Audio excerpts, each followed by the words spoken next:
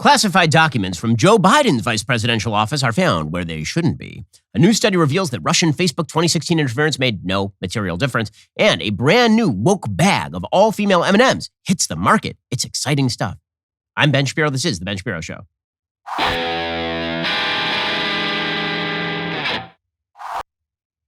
Okay, so this is the funniest story of the year, and I know the year is young, but it's really, really funny. So, as you'll recall, we've spent the last couple of years, really since the exit of Donald Trump from the presidency, waiting with bated breath as the media attempt to get him this time. So they're going to get him. They're going to get him over Georgia voting, or they're going to get him over January 6th, or they're going to get him over classified documents being held at Mar-a-Lago. And we were treated to all sorts of bizarre conspiracy theories about why all of these classified documents were found at Mar-a-Lago, why Donald Trump was holding them there. There are all sorts of theories that he had the nuclear codes there, that he was going to take those nuclear codes and hand them over to the Ruskies or the Chinese. Because, as always, the simplest theories about President Trump are the ones that are true. He had a bunch of documents. He liked the documents. He didn't want to give back the documents. That is the entire thing. And everybody in the media treated it as though this was a massive scandal. He's out there. He's stealing the documents. He's going to hand them over. He's a traitor. We're going to hang him for treason. That's what it is. And Trump's like, no, I just like this document that has Kim Jong-un writing poetry on it. That's what I... And the entire media spend a couple of years fulminating over the evils of taking classified documents out of a place where they should be into a place where they should not be. Now, here's the thing. Donald Trump was actually president of the United States. So while he was president, he did have the summary power of declassification. It's a complex legal issue as to actually how documents get declassified and all that. But one thing is certain. The entire Democratic Party said it was unthinkable, insane, ridiculous for a former president of the United States to have access to classified documents that he should not have access to, and those documents should not have been outside the purview of classified areas. And it's completely different when Hillary Clinton stores classified material on her servers at home. They couldn't explain why it was completely different when she did that, or why it was completely different in a good way, that she was actually storing them on technology that was accessible from outside the United States by foreign enemies of the United States, as admitted by former FBI Director James Comey when he decided not to indict her. But they said, no, it's completely different because Trump was told to turn over the documents, and Hillary, she turned over whatever she had except for the stuff that she bleach bit on her hard drive. And so it's completely different. And at the time, we had Joe Biden, who is the president of the United States. We had him saying that it was absolutely unthinkable and irresponsible for anybody to store classified documents outside of classified areas.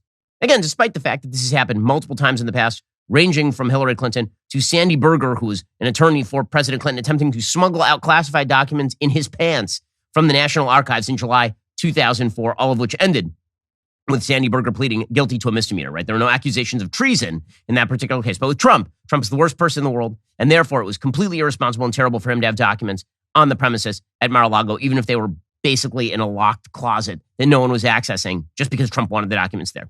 And you'll recall that, again, Joe Biden was not quiet about this. Joe Biden said in his own inimitably mashed potato style that Donald Trump was a deeply irresponsible person for having done anything like this. When you saw the photograph of the top secret documents laid out on the floor at Mar-a-Lago, what did you think to yourself, looking at that image? How that could possibly happen, how anyone could be that irresponsible. And I thought, what data was in there that may compromise sources and methods? By that I mean names of people who helped, or et cetera. And it's just totally irresponsible. So irresponsible. And what was in there? I mean, it could have been nuclear codes, could have been a recipe for Coca-Cola, the original recipe. No one knows. Okay, well, it would be weird and ironic if the president of the United States, when he was the vice president of the United States, had taken classified documents and put them in a non-classified area, would it not? It'd be strangely hilarious if that turned out to be the truth.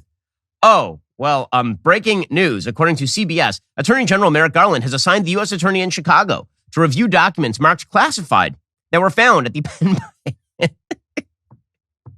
Guys, always remember, politics is Veep. Everyone is a moron. Documents that were marked classified were found at the Penn Biden Center for Diplomacy and Global Engagement in Washington. Two sources with knowledge of the inquiry told CBS News. The roughly 10 documents are from President Biden's vice presidential office at the center, the sources said. CBS News has learned the FBI is also involved in the U.S. Attorney's inquiry. Boom, boom, boom, boom. Womp, womp from The Price is Right. Like, just Well done, Joe Biden. Mashed potatoes for brains. Terrible. You should never have classified documents outside of a classified area, says Joe Biden, who had classified documents outside of a classified area, outside of a safe area. The material was identified by personal attorneys for Mr. Biden on November 2nd, just before the midterm elections. Richard Sauber, special counsel to the president, confirmed. The documents were discovered when Biden's personal attorneys were packing files housed in a locked closet to prepare to vacate office space at the Penn Biden Center in Washington, D.C. Oh, you mean in a locked closet? But I thought that locked closets were bad. Like if it's a locked closet in Florida, that's super bad. And if it's a locked closet in Washington, D.C. at the Penn Biden Center, it's totally okay, apparently. I do love that they discovered this November 2nd. You'll recognize that November 2nd is before the actual election date, November 6th. And yet we only find out about this in mid-January of 2023. Might it have made a difference in the midterm elections if people had known that Joe Biden had a bunch of classified documents in his possession?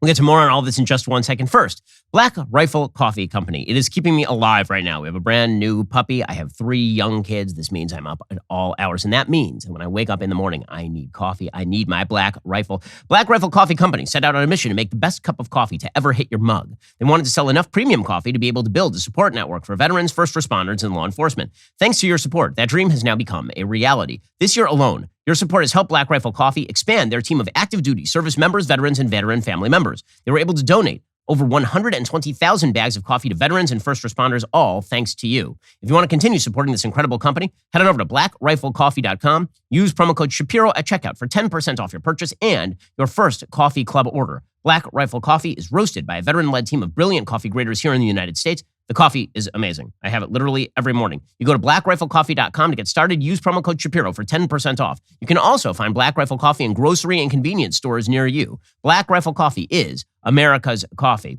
Also, we're talking about how you keep your energy level up. We're talking about how you keep healthy. You need the veggies and you need the fruits, right? But it is a problem to get all the helpings you need of veggies and fruits during the course of a day. It's just very, very difficult. This is where Balance of Nature comes in. Balance of Nature fruits and veggies are the best way to make sure you're getting essential nutritional ingredients every single day. Their products are 100% whole food. Balance of Nature uses a cold vacuum process that preserves the natural phytonutrients in whole fruits and vegetables and encapsulates them for easy consumption. Balance of Nature sent a bunch of their product down to the studio for my team to try. We all love them. I've been using them myself because they are, in fact, kosher. When you are disciplined enough to take care of your health, you reap all kinds of benefits. More energy, less fatigue, better focus. Consuming the right balance of fruits and veggies every day is an important first step. Go to balanceofnature.com. Use promo code Shapiro for 25% off your first order as a preferred customer, plus a free fiber and spice. That's balanceofnature.com. Promo code Shapiro for $25 off your first preferred order. Get healthier in a far easier way than guzzling fruits and veggies. Instead, head on over to balanceofnature.com. Use promo code Shapiro. Get $25 off your first order as a preferred customer, plus that free fiber and spice. The documents were contained in a folder that was in a box with other unclassified papers, the sources said. The sources revealed neither what the documents contain nor their level of classification. A source familiar with the matter told CBS News the documents did not contain nuclear secrets. Well, I mean, if that's the new standard, they have to contain nuclear secrets. By the way, I've seen no evidence that Donald Trump's documents actually contained nuclear secrets. There are all those rumors that he had nuclear secrets and they were being distributed, but none of that has been confirmed. Sauber also said that on the same day the material was discovered, November 2nd, the White House counsel's office notified the National Archives, which took possession of the materials the following morning. The discovery of these documents was made by the president's attorney, Sauber said. The documents were not the subject of any previous request or inquiry by the archives. Since that discovery, the president's personal attorneys have cooperated with the archives and the Department of Justice in a process to ensure that any Obama-Biden administration records are appropriately in the possession of the archives. Okay, so the distinction they're going to attempt to draw is that we discovered it and we handed it over, as opposed to Donald Trump, where it was discovered and he refused to hand it over. Okay, I will say that that is in fact a distinction. But you know what is true? Classified documents are out there floating around because politicians are irresponsible. Joe Biden is no exception to that rule. So when you have slow old Joe talking about how terrible it is, just pure irresponsibility to have these documents floating around outside of classified arenas, yeah, I don't take you seriously because I don't take any of you seriously. And it just goes to show, as always and forever, the narrative matters so much more than the fact pattern when it comes to media coverage of these events. If you just follow the fact pattern in the Mar-a-Lago case, the worst you could say about President Trump is that President Trump was clumsy and silly about how he took the documents home to Mar-a-Lago and that he's a stubborn guy. But all of the wild media narrative and speculation about how Donald Trump was actually a spy for the Ruskies and working for Putin, all of that, of course, was designed to tie into a prior narrative. And that narrative, as it turns out, was also a lie. It's like a daisy chain of lies from the media. They create a lying narrative, and then they back up that lying narrative with another lying narrative, which is followed by a third lying narrative. So if you'll recall, this is all part of the broader lying Russian narrative, which is also being debunked today. Okay, so the first move in the Russia has affected America narrative was that the 2016 election was decided on the basis of Donald Trump coordinating with the Russians in order to skew the election results. And there are a few problems with this. One, they could actually prove no evidence of coordination between Donald Trump and the Russians. The best that they had was Donald Trump out there doing what he did in public, saying things like, I wish that Vladimir Putin would release all of the WikiLeaks. We love WikiLeaks.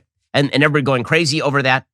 And yes, the president of the United States should not be in favor of the release of classified materials by a foreign enemy, but Donald Trump was not actively coordinating with Putin. He was out there saying stuff because that's what Donald Trump used to say. And so what the media spun that up into, of course, was Donald Trump is actively colluding with the Russians to steal the election.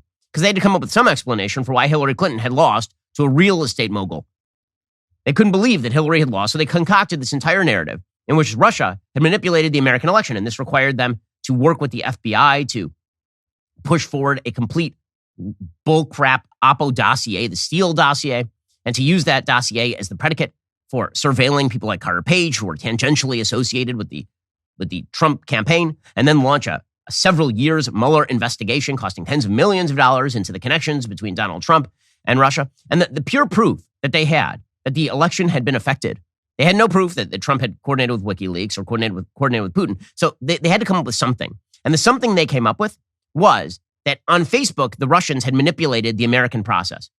So maybe that wasn't Trump's direct fault, but it was Facebook's direct fault. So after 2016 and after Trump won, it exploded their world. So they came up with all these narratives. Trump was colluding with the Russians were working with Facebook. Facebook didn't shut any of this down. So we need to shut down control of social media. Social media must be brought to heel.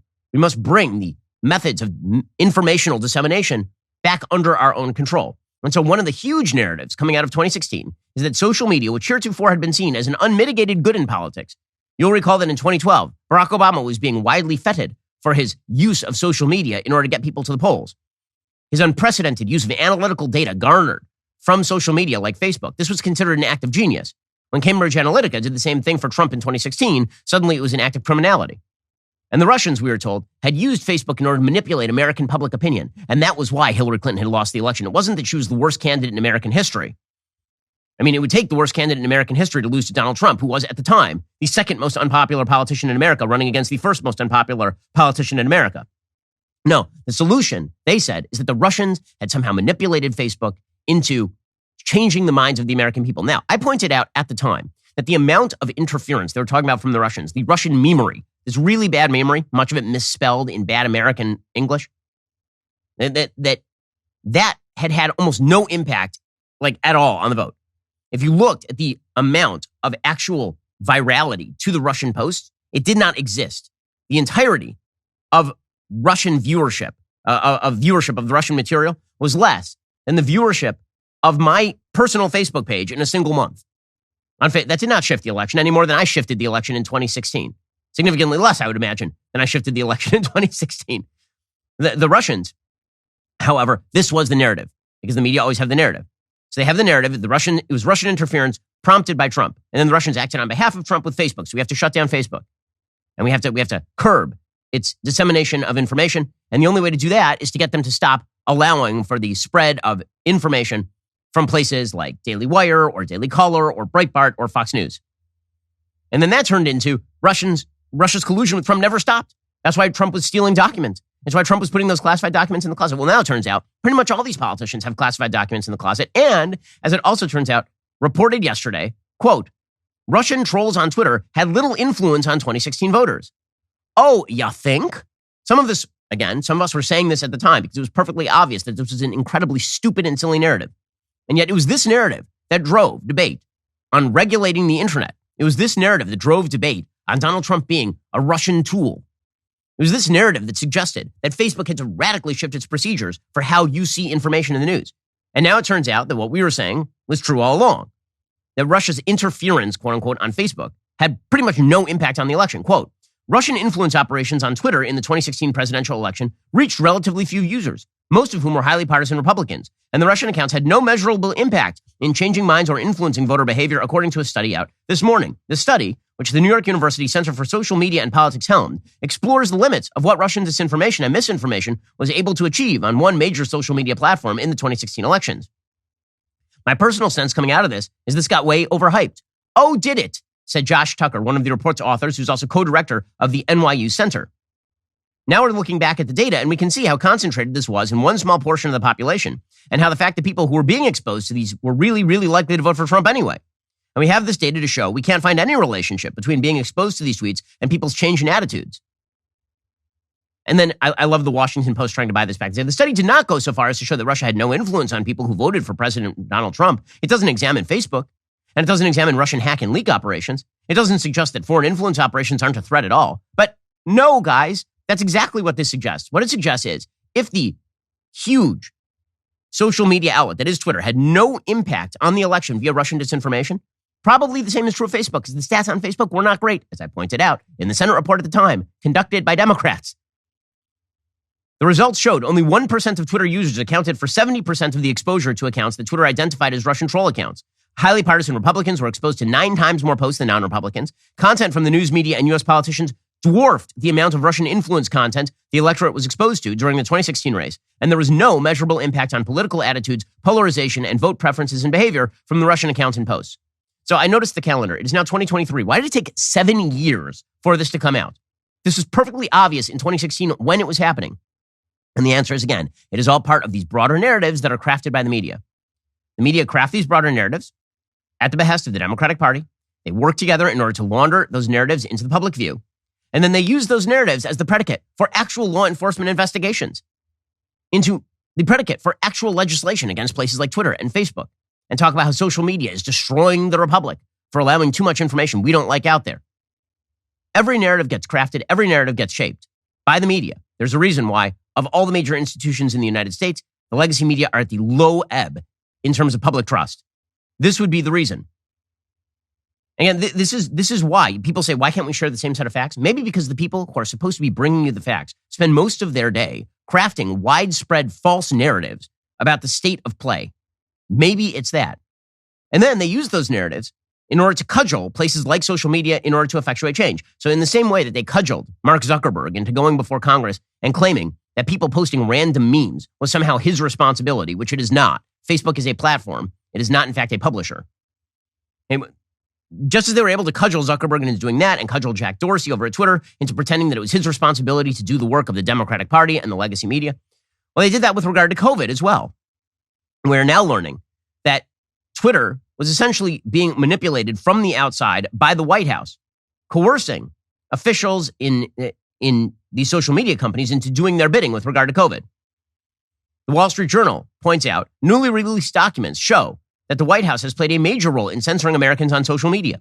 Email exchanges between Rob Flaherty, the White House's director of digital media, and social media executives prove the companies put COVID censorship policies in place in response to relentless coercive pressure from the White House, not voluntarily. The emails emerged January 6th in the discovery phase of Missouri versus Biden, a free speech case brought by the attorney generals of Missouri and Louisiana and 4 private plaintiffs represented by the New Civil Liberties Alliance.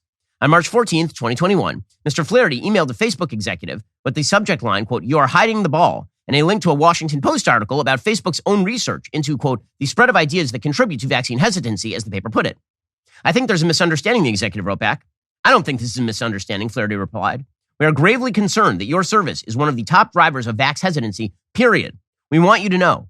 We want to know that you're trying. We want to know how we can help. We want to know that you're not playing a shell game. This would all be a lot easier if you'd just be straight with us." On March 21st, after failing to placate Flaherty, the Facebook executive sent an email detailing the company's planned policy changes. They included removing vaccine misinformation and, quote, "reducing the virality of content discouraging vaccines that does not contain actionable misinformation." So in other words, they created a 2-pronged system. One, they declared certain stuff misinformation, which, as it would later turn out, was not, in fact, misinformation. And 2, even if it was not misinformation, if they thought that would undermine people wanting to get the vaccine, they would discourage the virality, meaning they wouldn't allow these posts to spread. Facebook characterized that material as often true content that can be framed as sensational, alarmist, or shocking. So even stuff that was often true was now subverted by Facebook at the behest of the White House under Joe Biden. Facebook pledged to remove these groups, pages, and accounts when they are disproportionately promoting this sensationalized content. In that exchange, Flaherty demanded to know what Facebook was doing to limit the spread of viral content on WhatsApp, a private message app, especially given its reach in immigrant communities and communities of color. The company responded 3 weeks later with a lengthy list of promises. On April 9th, Flaherty asked, quote, what actions and changes you're making to ensure you're not making our country's vaccine hesitancy problem worse. He faulted the company for insufficient zeal in earlier efforts to control political speech. Quote, in the electoral context, you tested and deployed an algorithmic shift that promoted quality news and information about the election. You only did this, however, after an election you helped increase skepticism in and an insurrection which was plotted in large part by your platform. And then you turned it back off. I want some assurances based in data you are not doing the same thing again here. And the executive responded, understood. Again, part of the broader narrative that when Democrats don't like an outcome, it must be that social media is to blame. It must be manipulation by outside forces. On April 14th, Flaherty pressed the executive about, quote, why the top post about vaccines today is Tucker Carlson saying they don't work. I want to know what reduction actually looks like, he said. The executive responded, running this down now. On April 23rd, Flaherty sent the executive an internal memo he claimed had been circulating in the White House. It asserts that Facebook plays a major role in the spread of COVID vaccine information and accuses the company of, among other things, failure to monitor events hosting anti-vaccine and COVID disinformation and, quote, directing attention to COVID skeptics, anti-vaccine trusted messengers. On May 10th, the executive sent Flaherty a list of steps Facebook had taken to increase vaccine acceptance, and Flaherty scoffed, quote, hard to take any of this seriously when you're actively promoting anti-vaccine pages in search. And then linked to an NBC reporter's tweet, because this is the way that this stupid little game works. Members of the media spend their days doing the bidding of the Democratic Party. The White House then pressures social media, and social media does the bidding of the White House. President Biden, Press Secretary Jen Psaki, Surgeon General Vivek Murthy later publicly vowed to hold the platforms accountable if they didn't heighten censorship. On July 16th, 2021, a reporter asked Biden about his message to platforms like Facebook, and he said, they're killing people. Flaherty also strong-armed Google in April 2021, accusing YouTube of funneling people into vaccine hesitancy. Flaherty demanded to know what further measures Google would take to remove disfavored content. And this was the constant push by members of the federal government to use social media in order to crack down on information they do not like. That is absolute madness. And yet this is the way, unfortunately, our news and social media work. A narrative is crafted. That narrative is crafted by members of the Democratic Party. It is then pushed to the media. The media are effectively the Praetorian Guard for the Democratic Party. The media then report this narrative widespread. And then officials in the government go to private companies and they pressure them to change their policies on informational dissemination based on what the media have reported by laundering in Democratic Party messaging. This is the stupid little game. And it's extraordinarily dangerous because it has real world impact. It means that you and I don't see information we should see on everything ranging from elections to vaccines. It's a serious problem. And it goes even further than that, by the way. We'll get to more on this in just one moment. First, if the past couple of years have taught us anything, it's that in a crisis, like a global pandemic or a natural disaster, it's a big flood in California right now, even the basics get very difficult to find. You remember in the early days of COVID, you couldn't even buy like toilet paper. Everything ran out. Well, when it comes to medical product, you have to have the medicines you need ready to go. And this is why my new partners at Jace Medical are here to help. Jace Medical helps you get a long-term supply of prescription medication. Their mission is to empower you to be better medically prepared. A great way to start prepping is with Jace Case. It's a pack of 5 different courses of antibiotics you can use to treat a whole host of bacterial illnesses, including UTIs, respiratory infections, sinusitis, skin infections, and more. All you have to do is fill out a simple online form and in some cases jump on a quick call with one of their board-certified physicians. From there, you can ask your physician treatment-related questions on an ongoing basis. The Jace Case gives me peace of mind knowing my family will have what we need if the worst happens. There's nothing worse than the power goes out and suddenly one of the kids is sick and you don't have the medicine that you need. I want you to be prepared for anything as well. Go to jacemedical.com. Again, that's JASE medical.com. Enter code BEN at checkout for $10 off your order. That's jacemedical.com. Promo code BEN to get started and to protect your family in case, God forbid, there's some sort of natural disaster. Speaking of things, God forbid, your death, right? We've talked about this before. You're walking down the street and suddenly an airplane is plummeting toward you from a height of thousands of feet. You don't have time to get out of the way. Well, in those last few semi-seconds before you are eviscerated, you think to yourself, I should have listened to Shapiro and gotten life insurance. That would have been the smart thing to do. Everybody needs life insurance.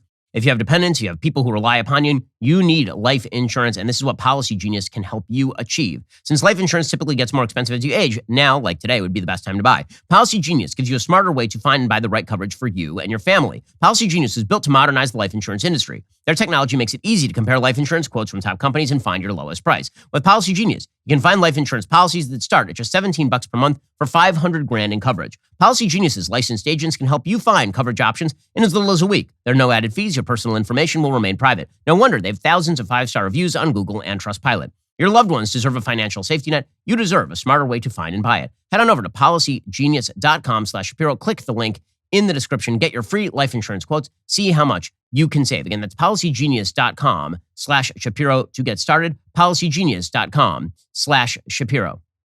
As it turns out, an enormous amount of pressure has been brought to bear on these social media companies by outside forces connected with, for example, Pfizer.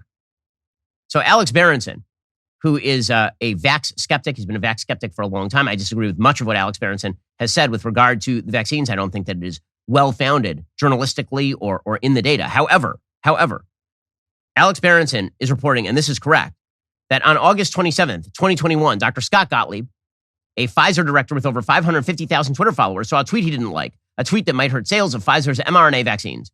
The tweet correctly explained that natural immunity after COVID infection was superior to vax protection, and it called on the White House to follow the science and exempt people with natural immunity from upcoming vaccine mandates. That tweet didn't come from an anti-vaxxer. It came from Dr. Brett Giroir, a physician who'd briefly followed Gottlieb as head of the FDA. And the tweet actually said that if you didn't have natural immunity, you should get vaccinated. It didn't matter. So Gottlieb stepped in and he emailed Todd O'Boyle, a top lobbyist in Twitter's Washington office, who is also Twitter's point of contact with the White House. The post, said Gottlieb, was corrosive. He said, this is the kind of stuff that's corrosive. Here he draws a sweeping conclusion off a single retrospective study in Israel that hasn't been peer-reviewed, but the tweet will end up going viral and driving news coverage. And this apparently resulted in Twitter acting.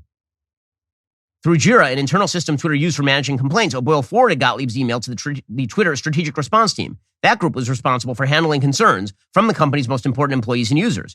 Please see this report from the former FDA commissioner, O'Boyle wrote, failing to mention that Gottlieb was a Pfizer board member. A strategic response analyst quickly found the tweet did not violate the company's misinformation rules, but Twitter wound up flagging Giroir's tweet anyway, putting a misleading tag on it and preventing almost anyone from seeing it. It remains tagged, even though several large studies have now confirmed that what Giroir said was actually true. A week later, on September 3rd, Gottlieb tried to do the same thing, complaining to O'Boyle about a tweet from Justin Hart. Hart is a lockdown and COVID vax skeptic with about 100,000 Twitter followers.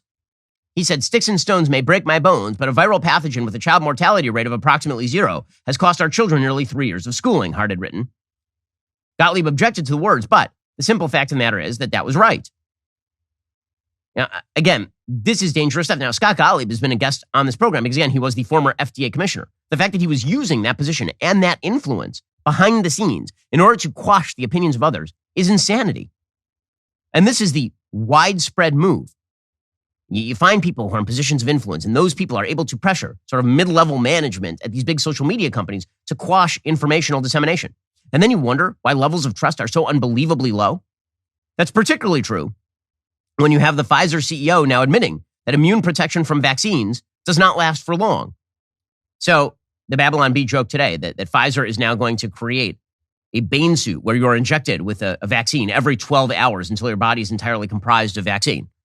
That seems about correct at this point. Here's the Pfizer CEO who's admitting that the length of the durability of vax immunity is pretty low here.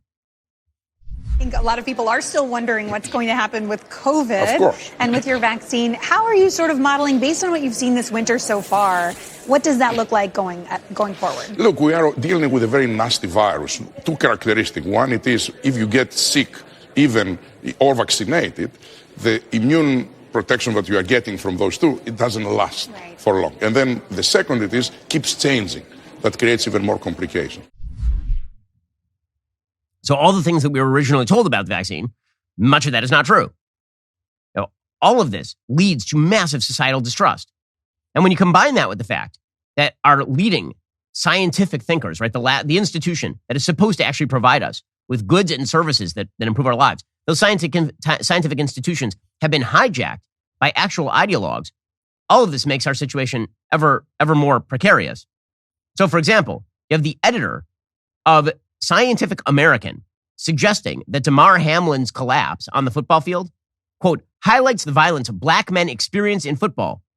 The terrifyingly ordinary nature of football's violence disproportionately affects black men. This is not a think piece in Slate. This is a piece in Scientific American. Millions of people watched as Damar Hamlin, a 24-year-old player in the NFL, executed a seemingly routine tackle during a highly anticipated Monday Night Football game. Immediately after, Hamlin rose to his feet and then collapsed. Players from his team, the Buffalo Bills, and the opposing team, the Cincinnati Bengals, created a tight huddle around him on the field as medical personnel tried to revive him. We learned the next day that Hamlin suffered a cardiac arrest. His heart had suddenly stopped working. The scene was horrific for both its regularity and its exceptionality.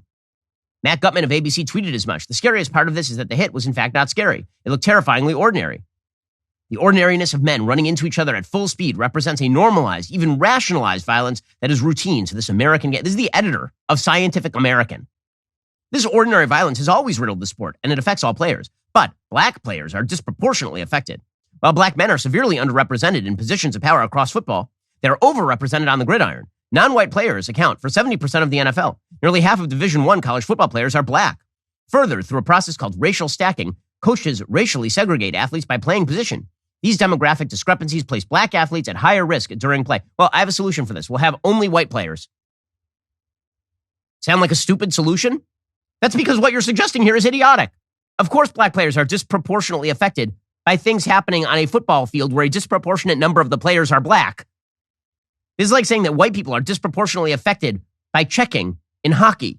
Well, yeah, because most of the players are white. The hell are you talking about? But the head of Scientific American is a cultural anthropologist. I've spent the last decade learning how black college football players navigate the exploitation, racism, and anti-blackness that are fundamental to its current system. These are our scientific geniuses out here. The same exact people determining what it is that you are supposed to say at in the media with regard to science. It's amazing stuff. By the way, speaking of science, CBS News is now promoting, in the name of science, that children who are fat ought to have surgery on hormones. It seems like they're not really talking about fat kids, to be honest with you. It seems like this is a proxy for another conversation entirely. But because the media are very into apparently surgically altering children and hormonally treating children.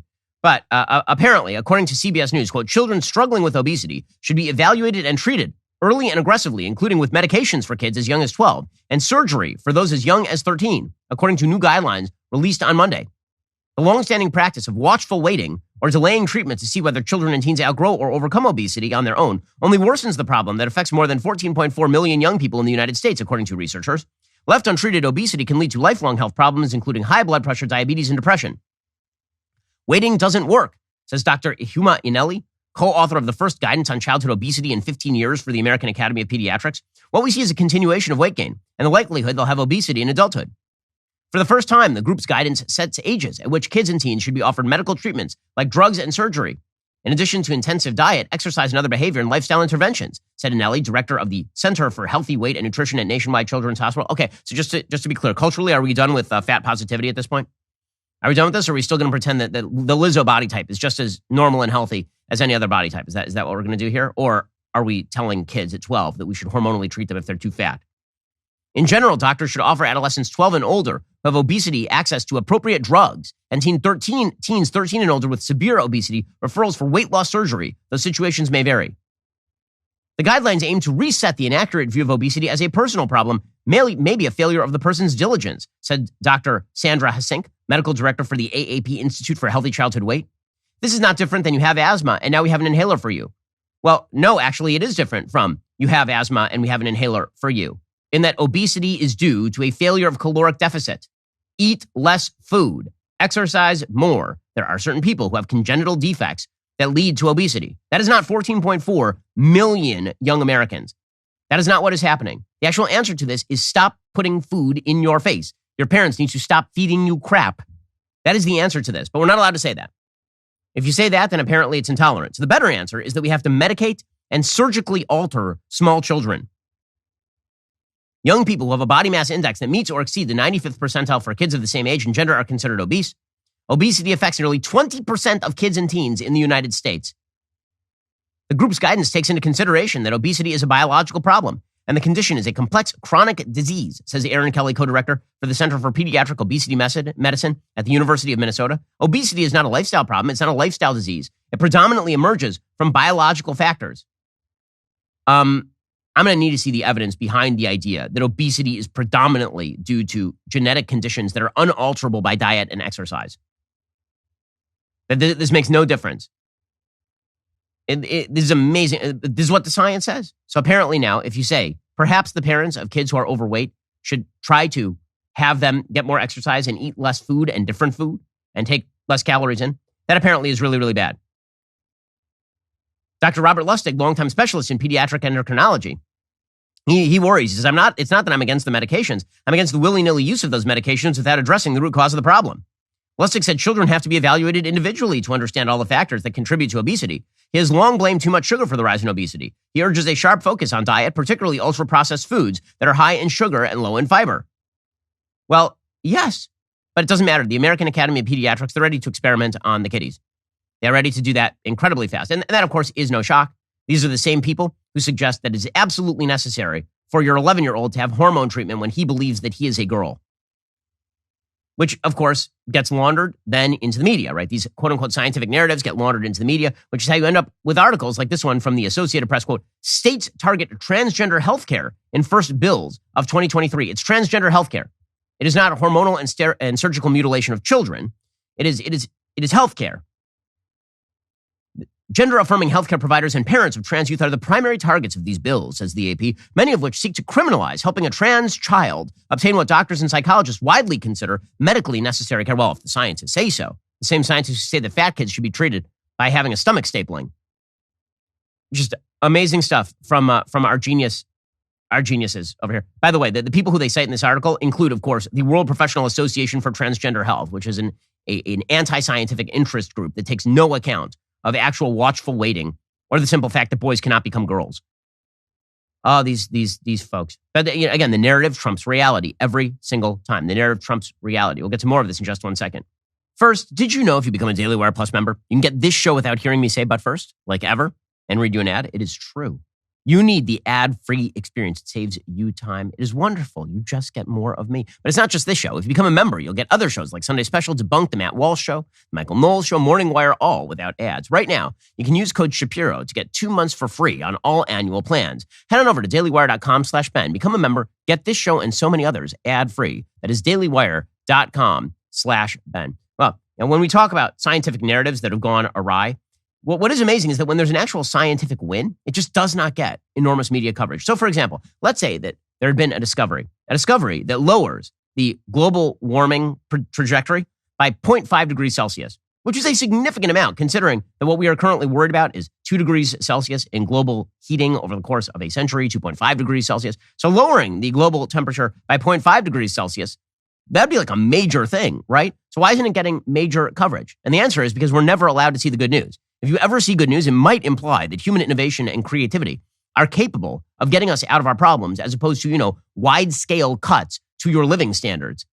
So this is the actual thing that is happening. And it happened because over the course of the last several decades, human beings stopped destroying the ozone layer. According to the Jerusalem Post, efforts to lower the use of ozone-depleting substances have succeeded, with the ozone layer healing and the Earth expected to avoid 0.5 to 1 degree of Celsius of global warming. 1 degree Celsius of global warming is a lot of global warming that has been avoided because the ozone layer healed itself. Because the Earth healed itself because we stopped doing things that were wildly damaging, which suggests that when human beings see a major problem that is coming over the course of time, they're pretty quickly capable of providing substitutes. Innovation is a good answer to many of the problems that the Earth faces environmentally, but you're not supposed to see that sort of stuff. Again, this would be big news. If there were any invention that came online that lowered the global temperature by 1 degree Celsius, huge news. In fact, what they are currently talking about in terms of taking trillions of dollars out of the global economy would probably lower global temperatures by like a small fraction of that. And that gets all the coverage. That's stuff that where Greta Thunberg looks at you and she says, how dare you? How dare you drive a car? How dare you, sir? And that's the stuff that gets all the attention. But, a move that was made over the course of the last several decades to get rid of, for example, certain materials in your aerosol cans that harm the ozone layer, that just doesn't get the same coverage because, again, it implies that people are pretty creative. The ozone layer compiled of O3 reduces the amount of harmful UV radiation that reaches the Earth's surface. A group of substances called chlorofluorocarbons, CFCs, commonly used in refrigerants, aerosols, and solvents, were found to cause damage to the ozone layer, posing a risk for human health and the environment. In 1987, dozens of countries signed the Montreal Protocol, which obligated signatories to phase out the use of CFCs. According to a report published on Monday, the ozone layer is expected to return to the state it was in 1980, which heals the entire ozone layer by around 2066 in the Antarctic, around 2045 in the Arctic, and around the year 2040 in terms of the global average. The ozone recovery is on track, according to the latest quadrennial report. It's fantastic news. The impact the Montreal Protocol has had on climate change mitigation cannot be overstressed. Over the last 35 years, the protocol has become the true champion for the environment, said Meg Secchi, Executive Secretary for the UN Environmental Programme's Ozone Secretariat. The assessments and reviews undertaken by the Scientific Assessment Panel remain a vital component of the work of the protocol that helps inform policy and decision makers. While the ozone in the upper stratosphere continues to recover, ozone in the lower stratosphere has not yet shown signs of recovery despite simulations showing there should be a small recovery. The report noted reconciling this discrepancy is key to ensuring a full understanding of ozone recovery. The new report additionally warned that plans to use stratospheric aerosol injection to try and offset global warming could cause damage to the ozone layer. This is the use of so-called geoengineering, because there are companies now that are seeking to essentially change the composition of the air in order to facilitate global cooling. But the point here is that human beings are actually really good at coming up with quick fix solutions on a lot of this stuff, because you still use aerosols, don't you? You still use refrigerants that are different, do you not? That is a far cry, however, from the idea that we're just going to get rid of carbon-based fossil fuels. But this sort of stuff does not get the same sort of coverage. It does not get even remotely the same sort of coverage in the mainstream media, because good news never gets the coverage that bad news gets when it comes to the alarmist tales that are being told by your legacy media. Okay, meanwhile, Republicans are getting set to take over the Congress. One of their first moves is that they are going to attempt to defund the IRS, which of course would be welcome. They're going to repeal the Democrats' army of 87,000 IRS agents. And Democrats are giving you a split message on this. On the one hand, they say, well, guys, it's not to hire new agents. It's to hire people who are like in support staff. But also, if you cut those agents, then we're going to lose $100 billion in revenue grabbed from the American people. You can't have it both ways. If all we're worried about is just getting rid of a few computer programmers, then why are you saying that you're going to take in less money? Anyway, House Republicans, according to the DailyWire, who are now in control of the legislative body, voted Monday evening to cut billions of dollars to the IRS after the agency received a significant boost in funding in the Democrat Inflation Reduction Act. House Speaker Kevin McCarthy, who was just elected to the position, hailed the passage of the bill by a 221 to 210 vote. He said in a statement, government should work for you, not against you. As part of the House Republican commitment to America, I promised we'd vote to repeal the Democrats' army of 87,000 IRS agents in our very first state in the majority. Promises made, promises kept. The increase in funding was estimated to be north of $80 billion over 10 years. Now, realistically speaking, are the 87,000 IRS agents going to go away? No, because the bill is unlikely to pass in the Senate. However, the bill included a bunch of good provisions that Democrats are going to have to run against, including curbing wasteful government spending that is raising the price of groceries, gas, cars, and housing and growing the national debt, moving supply chains away from China, and all the rest. So this is good. Other good things that the House GOP has been doing, they are aiming a weaponization panel at the DOJ. Apparently, this is a very bad thing, according to Politico. Here's the rule. When the legislative branch does oversight of the executive branch, and the executive is a Republican, and the legislative are Democrats, this is good. It's an unmitigated good. It's democracy at work. It's how the republic ought to function. When there are Republicans in the legislature doing oversight on a Democratic president, it is the threat of fascism, cruelty, insanity. According to Politico, House Republicans are declaring what amounts to an investigative war on the Biden administration, pledging to probe, quote, ongoing criminal investigations at the DOJ. Veterans of some of the Congress's major recent probes and the department itself predict they will be told to pound sand. GOP lawmakers are dramatically escalating their standoff with the administration by launching a wide-range investigative panel to probe what they call the weaponization of government. It's a broad mandate that will allow the party to look into any government agency or program that it views as suspect. This includes the FBI, IRS, and the intelligence community. According to Politico, it's an opening salvo that promises to escalate quickly. The DOJ is certain to fiercely protect its most sensitive investigative files. Prosecutors are not going to hand over information on open criminal probes, according to legal experts. The resulting conflict promises to erode the already strained relationship between the DOJ and congressional Republicans. This will be a separation of powers hornet's nest, said former House General Counsel Stan Brand, who represented witnesses before the January 6th Select Committee.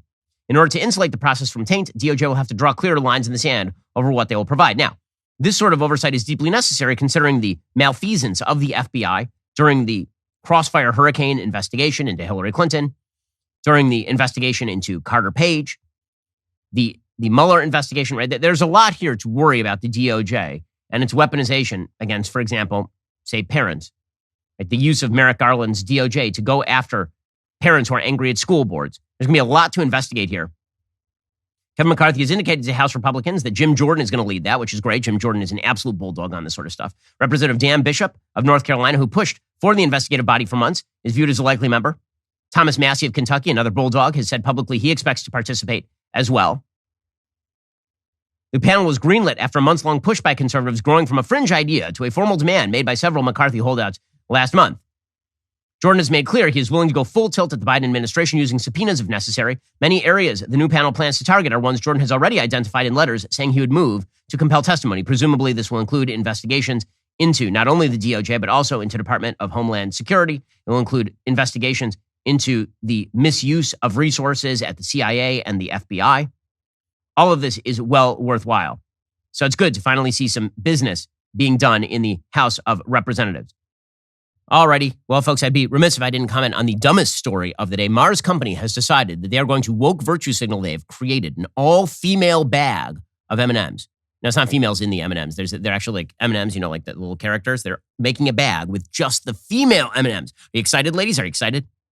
The company announced the feminist-forward candy wrappers on Thursday, according to Fox 7 Austin, saying it will exclusively display M&M's female characters, the green, brown, and most recently introduced purple M&M. In addition to featuring the 3 female M&Ms on the wrapper, each package in the limited run will only include the corresponding green, brown, and purple candy-coated chocolates.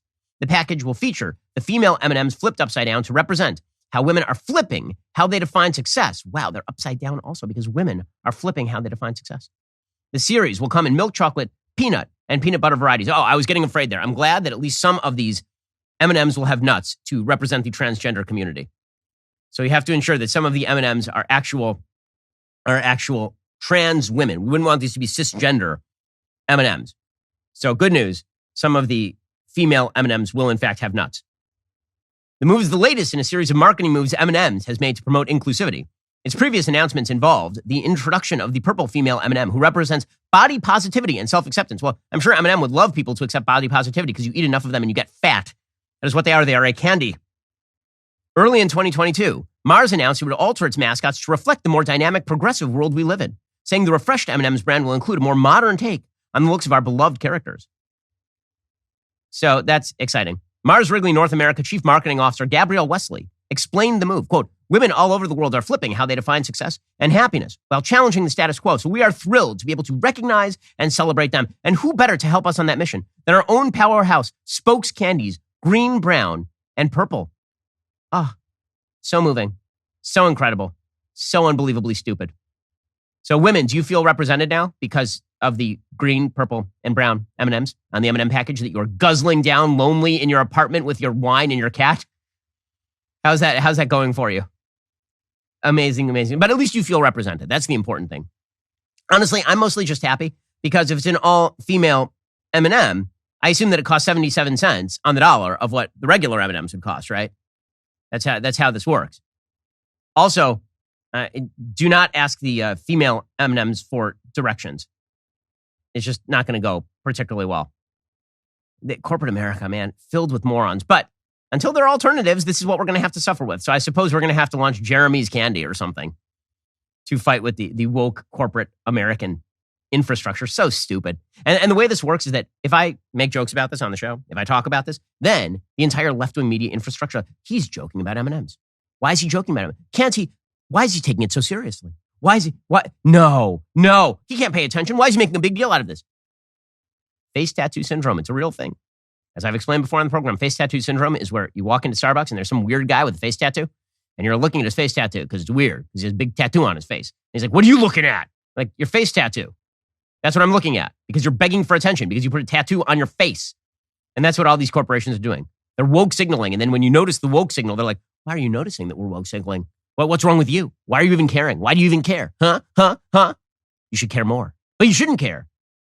Well, again, as I say, the important thing is that you feel represented by your M&Ms. This is it.